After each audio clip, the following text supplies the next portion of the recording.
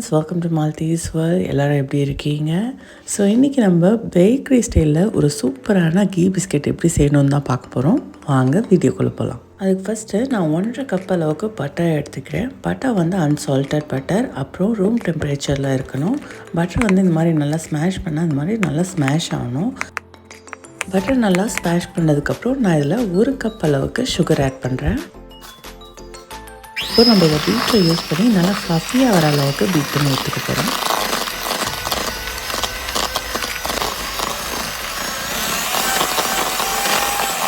நடுவில் இந்த மாதிரி சைட்ஸ்லாம் ஸ்க்ராப் பண்ணி விட்டுட்டு ஒரு தடவை நல்லா மிக்ஸை கொடுத்துட்டு நம்ம நல்லா ஒரு தடவை பீட் பண்ணி எடுத்துக்க போகிறோம்.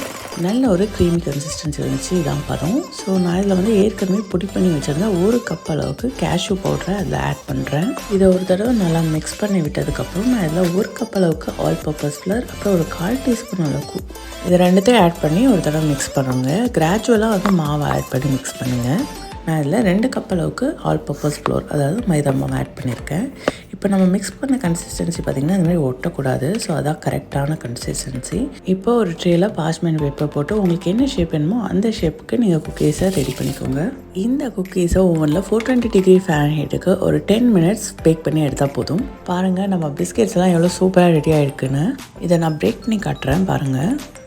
உடையும் போதே பாருங்கள் எவ்வளோ சாஃப்டாகவும் ரொம்பவே கிறிஸ்பியாகவும் இருக்குன்ட்டு. ஸோ இந்த குக்கீஸை மறக்காமல் அவங்க வீட்டில் ட்ரை பண்ணுங்கள். ட்ரை பண்ணிவிட்டு எப்படி இருக்குன்னு மறக்காமல் கமெண்ட் செக்ஷனில் கமெண்ட் பண்ணுங்கள். என்னோடய வீடியோஸ் உங்களுக்கு பிடிச்சிருந்தா மறக்காமல் லைக் பண்ணுங்கள், ஷேர் பண்ணுங்கள், அப்புறம் Malathys வேர்ல்ட் சேனலுக்கு சப்ஸ்கிரைப் பண்ணிவிடுங்க. தேங்க்ஸ் ஃபார் வாட்சிங்.